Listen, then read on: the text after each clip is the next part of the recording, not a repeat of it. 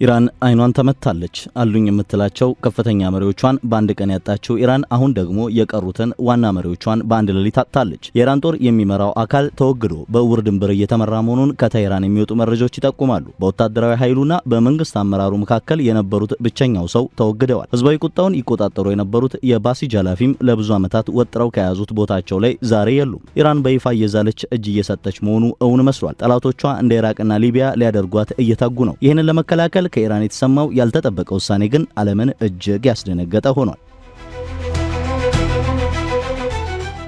የማክሰኞ የእስራኤል የአየር ጥቃት የኢራን መንግስት ቁልፍ ከሆኑትና ከፍተኛ ተሰሚነት ካላቸው መሪዎች መካከል ሁለቱን መግደሉ ተረጋግጧል። እነዚህም የከፍተኛው ብሔራዊ ደህንነት ምክር ቤት ዋና ጸሐፊና የከፍተኛው መሪ አያቶላ አሊ ኻሜኒ ህልፈትን ተከትሎ የእስላማዊቷ ሪፐብሊክ እውነተኛ የጦርነት ጊዜ አስተባባሪ የነበሩት አሊ ላሪጃኒ እንዲሁም ከ2019 ዓ.ም ጀምሮ የባሲጅ ተዋጊ ድርጅት አዛዥ የነበሩት ብርጋዴር ጀነራል ጎላም ሬዛ ሶላይማኒ ናቸው። የእስራኤል መከላከያ ሚኒስትር እስራኤል ካትዝና የእስራኤል መከላከያ ኃይል በቴህራንና ጊዜያዊ በሆነው የባሲጅ ሰፈር ጣቢያ ላይ የተፈጸመ ኢላማ ያደረገ ግድያ አረጋግጠዋል። የኢራን እስላማዊ አብዮታዊ ጦርና የመንግስት መገናኛ ብዙሃንም በመቀጠል የሁለቱን ባለስልጣናት ሞት አምነው የተቀበሉ ሲሆን ላሪጃኒን ታዋቂ ስብና አሳቢና አብዮታዊ ፖለቲከኛ በማለት ገልጸዋቸዋል። አክለውም የእሳቸው ንጹህ ደም የክብር የጥንካሬና የብሔራዊ መነቃቃት ምንጭ ይሆናል ሲሉ ገልጸዋል። ይህ አየር ጥቃት በአሜሪካና በእስራኤል ጥምር ዘመቻ ከፍተኛው መሪ ኻሜኒ ከተገደሉ በኋላ በቀሪው የኢራን የአመራር መዋቅር ላይ የደረሰ ትልቁና ከፍተኛው ምት ተደርጎ ይወሰዳል። ላሪጃኒ ከፍተኛው መሪ ኻሜኒ ከሞቱ በኋላ የተፈጠረውን የአመራር ክፍተት በመሙላት በአብዮታዊ ዘብና በሃይማኖታዊ ተቋማቱ በኒውክሌር ፖሊሲ አፈጻጸምና በውስጥ የደህንነት ቁጥጥር መካከል እንደ ማዕከላዊ አስተባባሪ ሆነው ሲያገለግሉ ቆይተዋል። ላሪጃኒንና የሀገር ውስጥ ህዝባዊ ንቅናቄን የማስተባበርና የመቆጣጠር ኃላፊነት ያለበትን አዛዥ ማስወገድ የኢራን ስርዓት የረጅም ጊዜ ጦርነትን ለመቀጠል የሚጠቀምባቸውን ዋና ዋና ዘዴዎች መበጣጠስ ማለት ነው። በአምባገነናዊ ስርዓቶች ውስጥ የአመራር መመናመንና ባለፉት 3 ሳምንታት ውስጥ የኢራን የእዝና የቁጥጥር መሰረተ ልማቶች መውደማቸው የእስላማዊቷ ሪፐብሊክ የተቀናጀ ወታደራዊ እርምጃዎችን የመቀጠል አቅሟ ወደ ማብቀው እየተቃረበ መሆኑን ያመለክታሉ። የኢራን ክፍለ መንግስታዊ መገናኛ ብዙሃን እንደዘገቡት ጥቃቱ ላሪጃኒን ኢላማ ያደረገው በቴህራን ከተማ ምስራቃዊ ዳርቻ የሚገኙ ቤተሰቦቻቸውን በመጎብኘት ላይ በነበሩበት ወቅት ነው። በወቅቱ ልጃቸውና የግል ጠባቂያቸው አብረዋቸው ነበሩ። በተመሳሳይ ሰዓት የእስራኤል መከላከያ ኃይል ቀደም ሲል በደረሱ ጥቃቶች ምክንያት ቋሚ ዋና መስሪያ ቤቶቹ ከአገልግሎት ውጪ በመሆናቸው ባሲጅ ይጠቀምበት የነበረውን አዲስ የድንኳን ካምፕ ደብድቧል። በዚህም የባሲጅ ካምፕ ላይ በተሰነዘረው ጥቃት የሶላይማኒ ምክትልና ሌሎች ከፍተኛ መኮንኖች ተገድለዋል። የእስራኤል ጠቅላይ ሚኒስትር ቤንጃሚን ኔታንያሁ የተወሰደውን እርምጃ በይፋ ያረጋገጡ ሲሆን ላሪጃኒ የአብዮታዊ ዘብ አለቃ ሆኖ ሲሰራ እንደነበርና ባሲጅ ደግሞ ህዝቡን የሚያሸብሩ የወንበዴዎች ረዳቶች እንደሆኑ ገልጸዋል። ኔታንያሁ ጥቃቱ ለኢራን ህዝብ ስርዓቱን ለማስወገድ እድል ለመስጠት በማሰብ ይህንን አገዛዝ ለማዳከም የሚደረገው ሰፊ ዘመቻ አካል መሆኑን ገልጸው ከፕሬዝዳንት ዶናልድ ትራምፕ አስተዳደር ጋር የተቀናጀ ስራ እየተከናወነ መሆኑን ጠቁመዋል። የመከላከያ ሚኒስትር እስራኤል ካትዝ መግለጫ ደግሞ ላሪጃኒና የባሲጅ አዛዡ ትናንት ሌሊት ተወግደዋል። የጥፋት መርሃ ግብሩ መሪ ከነበሩት ኻሜኒና ሌሎች የጥፋት ህብረት አባላት ጋር በገሃነም ጥልቀት ውስጥ ተቀላቅለዋል ብለዋል። ጥቃቱ የተፈጸመበት ወቅት ኢራን ወደ ሰሜን እስራኤል የባሊስቲክ ሚሳኤሎችን በመተኮስ ላይ ከነበረችበት ጊዜ ጋር መገጣጠሙ ቴህራን አሁንም የተወሰነ የመልሶ ማጥቃት አቅም እንዳላት ያሳያል። ሆኖም ግን እንዲህ ያሉ ወታደራዊ ምላሾችን ከዲፕሎማሲያዊ እንቅስቃሴዎችና ከውስጥ መረጋጋት ጋር በማቀናጀት ሲመራ የነበረው ማዕከላዊ እዝ መዳከሙን ያሳያል። አሊ አርዳሺር ላሪጃኒ 1958 ዓ.ም በኢራቅ ነጃፍ ከተማ ተወለዱ። ቤተሰቦቻቸው በመጀመሪያ ከሰሜን ኢራን ማዛንድራን ግዛት የመጡ ታዋቂ ሃይማኖት አባቶች ነበሩ። አባታቸው ሐሸም ላሪጃኒ በሻህ አገዛዝ ምክንያት ተሰደው የነበሩ የሃይማኖት ምሁር ሲሆኑ ላሪጃኒ ህፃን እያሉ ቤተሰቡ ወደ ኢራን ተመለሰ። ላሪጃኒ ከቴህራን ዩኒቨርሲቲ በፍልስፍና የዶክትሬት ዲግሪያቸውን ቢያገኙም የሙያ አቅጣጫቸውን ግን በ1979 የእስላማዊ አብዮትና ከዚያም በኋላ በነበረው የኢራን ኢራቅ ጦርነት የተቀረጸ ነበር። 20 ዓመታቸው ላይ አብዮቱ ከፈነዳ ጥቂት ቀናት በኋላ አዲስ ወደ ተቋቋመው የእስላማዊ አብዮታዊ ዘበኛ ሰራዊት በመቀላቀል በድርጅታዊና በሎጂስቲክስ ስራዎች ላይ በማተኮር እስከ ከፍተኛ የአመራር ደረጃ ደርሰዋል። ከጦርነቱ በኋላ ላሪጃኒ ወደ ሲቪልና መገናኛ ብዙሃን ዘርፍ ተሸጋገሩ። በ1994 ኢራን እስላማዊ ሪፐብሊክ ብሮድካስቲንግ ዋና ዳይሬክተር ሆነው ተሾሙ። ይህንንም ኃላፊነት ለ10 ዓመታት ያልተወጥተዋል። የሚና በፕሬዝዳንት መሐመድ ካታሚ የለውጥ ዘመን በነበረው የውስጥ ፖለቲካዊ ውጥረት ወቅት የመንግስትን የፕሮፓጋንዳ ማዕከል እንዲመሩ አስችሏቸዋል። የእሳቸው የአስተዳደር ልምድና የቤተሰብ ትስስር ወንድሞቻቸው መሐመድ ጃባድና ሳዴቅ ከፍተኛ አማካሪና የዳኝነት ቦታዎችን መያዛቸው ለበለጠ እድገት መንገድ ከፍቶላቸዋል። በ2005 ፕሬዝዳንት መሐሙድ አህመዲነጃድ ላሪጃኒን የሐሰን ሩሃኒን ቦታ በመተካት የከፍተኛው ብሔራዊ ደህንነት ምክር ቤት ዋና ጸሐፊ አድርገው ሾሟቸው። በዚህ ኃላፊነታቸው ከ2005 እስከ 2007 ከሶስቱ የአውሮፓ ሀገራት ብሪታንያ፣ ፈረንሳይ፣ ጀርመንና ከሩሲያ ጋር በሚደረገው የኒውክሌር ድርድር የኢራን ዋና ተደራዳሪ ሆነው አገልግለዋል። ላሪጃኒ ኢራን ዩራኒየም የማበልጸግ መብቷን በጽኑ ይከላከሉ ነበር። የአውሮፓውያንን የማባባያ ሐሳቦች እንቁን በከረሜላ እንደመለወጥ በማለት በወቅቱ ገልጸውታል። ሆኖም ግን በተመሳሳይ ጊዜ ዲፕሎማሲያዊ መውጫ መንገዶችን የሚፈልጉ ነበር። እንደ አውሮፓውያን አቆጣጠር በ2007 ከአህመዲን ነጃድ ጋር በነበራቸው የፖሊሲ ልዩነት ምክንያት ከምክር ቤቱ ተወግደው በሰኢድ ጃሊሊ ተተኩ። በመቀጠልም ወደ ፓርላማ ፖለቲካ በመግባት በ2008 ከቆም ግዛት ተመርጠው የፓርላማው መጅሊስ ወይም አፈጉባኤ በመሆን እስከ 2020 ድረስ ለ3 ተከታታይ የሥራ ዘመናት አገልግለዋል። በአፈጉባኤነት ዘመናቸው የ2015ን የኒውክሌር ስምምነት በፓርላማው እንዲጸድቅ ወሳኝ ሚና ተጫውተዋል። በዚህም በጽንፈኞች ተቃውሞና በሩሃኒ መንግስት በሚመራው ተግባራዊ ድጋፍ መካከል ሚዛን ጠብቀው አልፈዋል። የእሳቸው የአፈጉባኤነት ዘመን ከትራምፕ ያስተዳደር ከስምምነቱ መውጣት ጋር የተገጣጠመ ሲሆን በዚያ ወቅትም ከዓለም አቀፍ አጋሮች ጋር ግንኙነታቸውን ቀጥለዋል። በተለይም ከሩሲያው ፕሬዝዳንት ቭላዲሚር ፑቲን ጋር ጉዳዮችን ለማቀናጀት በተደጋጋሚ ወደ ሞስኮ ተጉዘዋል። ከእስራኤል ጋር የተደረገውን የ12 ቀናት የተኩስ ልውውጥ ተከትሎ ላሪጃኒ በድጋሚ የከፍተኛው ብሔራዊ ደህንነት ምክር ቤት ዋና ጸሐፊ ሆነው ተሾሙ። ይህ ሹመት ውጥረቱ ወደ ሙሉ ጦርነት እያመራ በነበረበት ወቅት ላሪጃኒን በኢራን የደህንነት መዋቅር አናት ላይ አስቀመጣቸው። ሐሜኒ ከሞቱ በኋላ ላሪጃኒ የአመራር ኃላፊነቱን በይፋ ተረከቡ። የመከላከል ስትራቴጂን በመቅረጽ ከዩናይትድ ስቴትስ ጋር በኒውክሌር ጉዳይ ላይ የሚደረጉ ቀጥተኛ ያልሆኑ ድርድሮችን በመምራት እንደ ሩሲያና ቻይና ካሉ አጋሮች ጋር ግንኙነት በመፍጠርና የሀገር ውስጥ አለመረጋጋትን በመቆጣጠር ረገድ ግንባር ቀደም ነበሩ። የአሜሪካ ግምጃ ቤት መግለጫ እንዳለው ላሪጃኒ የኢራን ሕዝብ ያነሳውን ሕጋዊ ጥያቄ በኃይል ለመመለስ ጥሪ ካቀረቡ የመጀመሪያዎቹ መሪዎች አንዱ ነበሩ።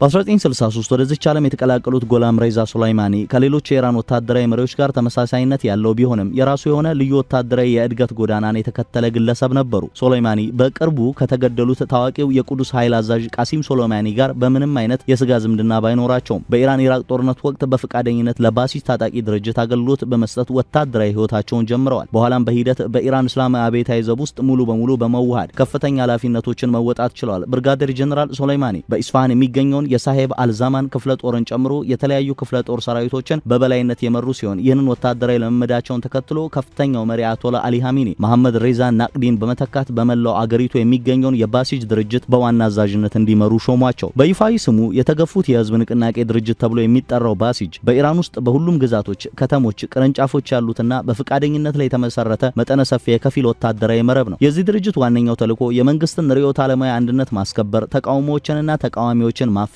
እንዲሁም ለውስጥ ደህንነትና ለውጭ ግጭቶች የሚሆን የሰው ኃይል ማቅረብ ነው። ከ2019 ጀምሮ በሱላይማኒ እዝ ስር የነበረው ይህ ኃይል በተለይም በህዳር 2019ና በዚህ ዓመት ጥር ላይ በኢራን ውስጥ ለተነሱት ህዝባዊ ተቃውሞዎች በሰጠው እጅግ ጨካኝና ደም አፋሳሽ ምላሽ በዓለም አቀፍ ደረጃ ስሙ በክፉ ይነሳል። የአውሮፓ ህብረት ጭምር ሌሎች ምዕራባውያን ሀገራት በሱላይማኒ ላይ ማዕቀብ የጣሉ ሲሆን ማዕቀቡም ግለሰቡ መሳሪያ ባልታጠቁ ሰላማዊ ሰልፈኞች ላይ ገዳይ ኃይልን እንዲጠቀሙ ትዕዛዝ በመስጠታቸውና ከህዝብ ጭፍጨፋ ጋር ቀጥተኛ ግንኙነት ስላላቸው መሆኑን በዝርዝር አስፍረዋል። በተጨማሪም ዩናይትድ ስቴትስ የገንዘብ ሚኒስተር ባሲጅ በክልላዊ ግጭቶች ውስጥ ህጻናትን ለውትድርና በመመልመልና በማሰማራት ረገድ ያለውን ሚና እንደ ትልቅ የሰብአዊ መብት ጥሰትና የደህንነት ስጋት ጠቅሶታል። የእስራኤል ጦር ሱላይማኒን ኢላማ ያደረገው ቀደም ሲል በደረሱ የአየር ጥቃቶች ሳቢያ ቋሚና መደበኛ የሆኑት የባሲጅ ዋና መስሪያ ቤቶች ሙሉ በሙሉ በመውደማቸው ምክንያት ለጊዜያዊነት በተቋቋመ የድንኳን ሰፈር ውስጥ በነበሩበት ወቅት ነው። ይህ የተሳካ ጥቃት የድርጅቱን እዝ መበጣጠስ ብቻ ሳይሆን ስርዓቱን የሚደግፉ ታጣቂዎችን በፍጥነት ለማንቀሳቀስ የሚያስችለውን ተግባራዊ መሰረተ ልማት ጭምር አክስሞታል። የሱላይማኒ ምክትል ከሳቸው ጋር አብሮ መገደሉ በባሲጅ ውስጥ ያለውን የእዝ ሰንሰለት ይበልጥ እንዲፈራረስና እንዲበታተን አድርጎታል። ባሲጅ በአንድ በኩል ተቃዋሚዎችን የሚያፍን፣ በሌላ በኩል ደግሞ በጦርነት ወቅት ለሰራዊቱ ተጨማሪ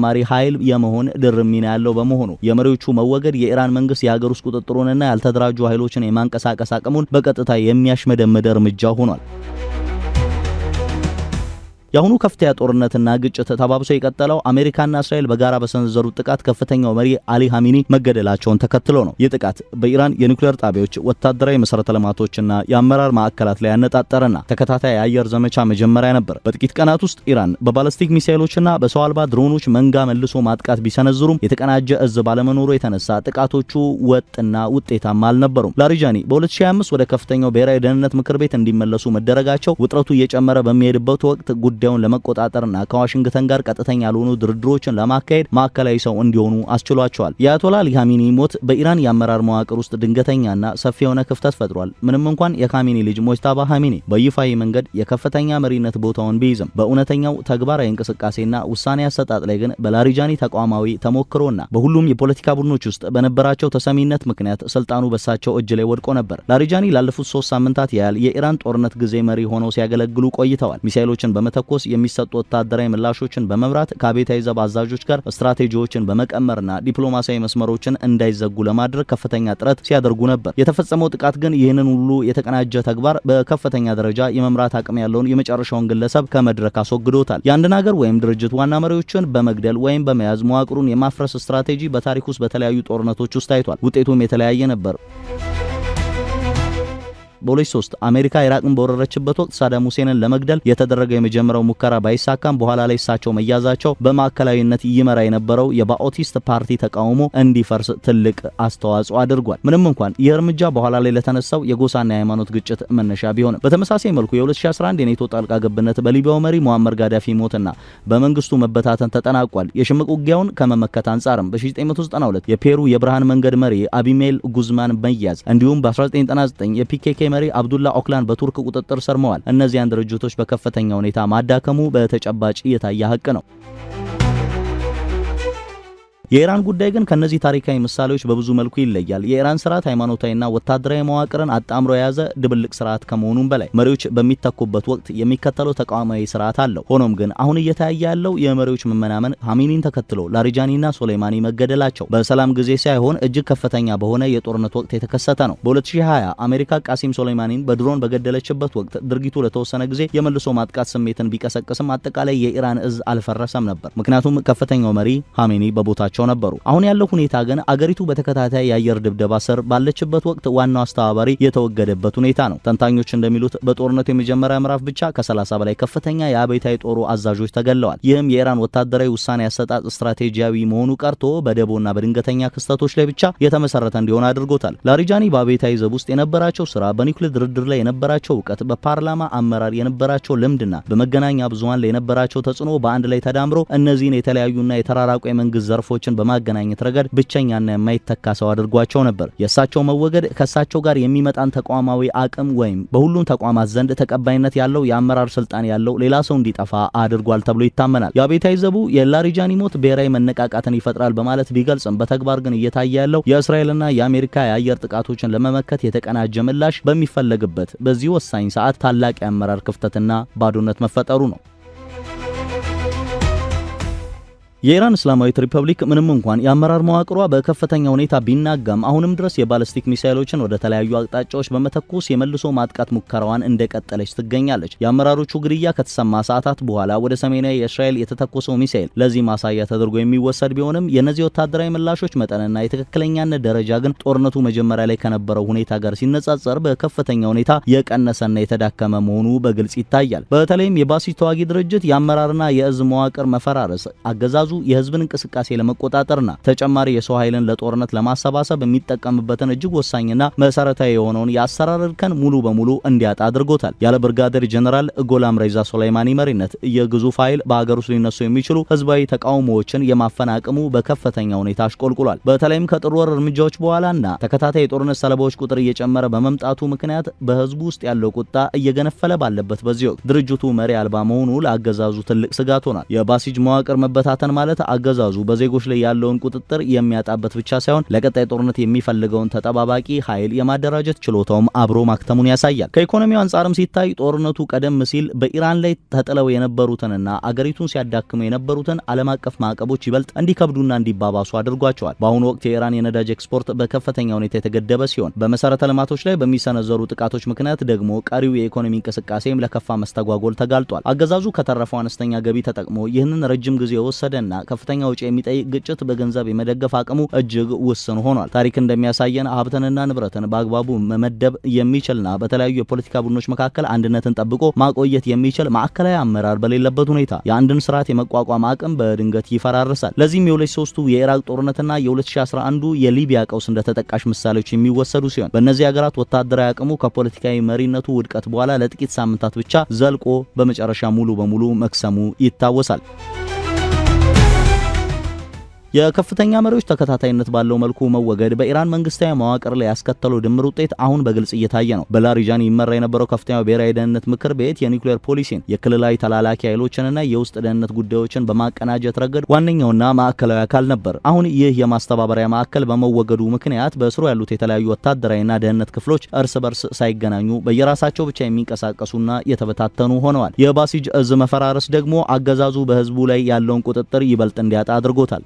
ጠቅላይ ሚኒስትር ቤንጃሚን ኔታንያሁ በኢራን ውስጥ የውስጥ ለውጥ እንዲመጣ ምቹ ሁኔታዎችን ለመፍጠር የሰነዘሩት ግልጽ ግብ አሁን ካለው ነባራዊ ሁኔታ ጋር የሚጣጣም ሆኖ ተገኝቷል። ተደጋጋሚ የሆነ የከፍተኛ ባለስልጣናት ሞት አገዛዙ በደጋፊዎቹ ዘንድ የነበረውን የማይበገርነት ምስል እያረከሰው ይገኛል። ይህ የአይበገሬነት እምነት ደግሞ በታሪክ ውስጥ የደጋፊዎችን ታማኝነት አጽንቶ ለማቆየት የሚያገለግል ዋነኛ መሳሪያ ነበር። ያ ምስል ሲሰበር ደግሞ የታማኝነት ሰንሰለቱ መላላቱና መበጠሱ የማይቀር ይሆናል። የኢራን መልሶ ማጥቃት ሚሳኤል ጥቃቶች አሁንም ቢቀጥሉም ቀደም ሲል በነበሩት የጦርነት ምዕራፎች ላይ ይታይ የነበረው የተቀናጀና ስልታዊ አመራር ግን አብሯቸው የለም። በአንድ ወቅት በላሪጃኒ ይመሩ የነበሩት ዲፕሎማሲያዊ መስመሮች በተለይም በኦማንና በሌሎች ሀገራት በኩል ከዋሽንግተን ጋር ይደረጉ የነበሩት ቀጥተኛ ያልሆኑ ንግግሮች ዋነኛ ተደራዳሪዎቻቸውን መሐንዲሳቸውን አጥተዋል። የአብዮታዊው ዘብ የሚሰጠው የመስዋዕትነት ዲስኩርና የቃላት ጦርነት ግን የተቋረጠውን የአሰራር ቀጣይነት ሊተካው አይችልም። በሌሎች ማዕከላዊ አገዛዞች ላይ የታዩ ታሪካዊ ቅድመ ሁኔታዎች እንደሚያሳዩት አንድ ስርዓት ስትራቴጂውን የሚቆጣጠረውና የሚያቀናጀው አይኑ ወይም ዋናው መሪ ቀጣይነት ባለው ውጫዊ ጫና ውስጥ ባለበት ወቅት ሲወገድ ስርዓቱ ከመከላከልና ከመቋቋም ሁኔታ ወጥቶ ወደ ለመኖር መታገል ምዕራፍ ይሸጋግራል። ይህም አብዛኛውን ጊዜ በድርድር ወደሚገኝ የተኩስ አቁም ወይም ወደ ውስጥ መፈራረስ የሚያመራ የውድቀት መጀመሪያ ይሆናል። የእስራኤል የአየር ጥቃት የኢራን እስላማዊ ሪፐብሊክን ስትራቴጂካዊ አይን በሚገባ መጥቷል። ያገዛዙ የእዝ መዋቅር ቀደም ሲል በከፍተኛው መሪ ሐሜኒና በደርዘን የሚቆጠሩ ከፍተኛ መኮንኖች እልፈት ምክንያት የዛልና የደከመ ቢሆንም አሁን ደግሞ በቴክኖሎጂ ከበለጸጉ ባላንጣዎች ጋር የሚካሄደውን የብዙ ግንባር ጦርነት ሊያስተባብር የሚችል ማዕከላዊ አካል ሙሉ በሙሉ አጥቷል። ምንም እንኳን የሚሳኤል ምላሾች አልፎ አልፎ ቢታዩም ፖለቲካዊ ፍላጎትን ወደ ተግባራዊ ውጤታማ ወታደራዊ እርምጃ የሚለውጡት ተቋማዊ ዘዴዎችና ሰንሰለቶች ተበጥሰዋል። በተመሳሳይ አምባገነናዊ ስርዓቶች ውስጥ የተካሄዱ መሪዎችን የማስወገድ ዘመቻዎች ያስገኙትን ታሪካዊ ውጤቶች ስንመለከት እንዲሁም ባለፉት 3 ሳምንታት ውስጥ የኢራን መሰረተ ልማትና አመራር የደረሰበትን የከፋ ውድቀት ስናክልበት ወደ አንድ መደምደሚያ ብቻ ያመራናል። እርሱም እስላማዊቷ ሪፐብሊክ ጦርነቱን ታቆማለች። አሁን ላይ የሚነሳው ጥያቄ ጦርነቱ ይቆማል ወይ የሚለው ሳይሆን በቀሪው መዋቅር ውስጥ ያሉ አካላት የደረሰባቸው ጉዳት ሊመለስ የማይችል መሆኑን ተገንዝበው መቼ እጃቸውን ይሰጣሉ የሚለው ብቻ ነው። በአሁኑ ወቅት በኢራን ውስጥ ያለው ሁኔታ ከቁጥጥር ውጭ የሆነ መምጣቱና የማስተባበሪያ ማዕከሉ መውደሙ የስርዓቱ ፍጻሜ ከመቼውም ጊዜ በላይ መቅረቡን የሚያሳብቅ ወሳኝ ክስተት ሆኖ ተመዝግቧል። በመሆኑም ላሪጃኒና ሶሌማኒን የመሰሉ ቁልፍ ሰዎች መወገዳቸው የኢራን መንግስት ለዘመናት የገነባው የደህንነትና የወታደራዊ መረብ የመጨረሻው ምሰሶ መናጋቱን የሚያረጋግጥ ነው። ይህ ውድቀት ደግሞ አገሪቱን ወደ አዲስና ወደ ማይታወቅ የታሪክ ምዕራፍ እየገፋት ይገኛል። የኢራን አመራሮች አሁን ባለው ሁኔታ ጦርነቱን የመቀጠል ፍላጎት ቢኖራቸውም በተግባር ግን ያንን ለማድረግ የሚያስችል አቅምም ሆነ መዋቅር እንደሌላቸው ዓለም አቀፍ ተንታኞችና የታሪክ ሂደቶች ይመሰክራሉ። ጦርነቱ ወደ ማብቂያው እየተቃረበ መሆኑን የሚጠቁሙት እነዚህ ምልክቶች በቀጣዮቹ ጥቂት ቀናት ወይም ሳምንታት ውስጥ በኢራን ፖለቲካዊ ገጽታ ላይ ትልቅ ለውጥ እንደሚያመጣ ያመላክታሉ።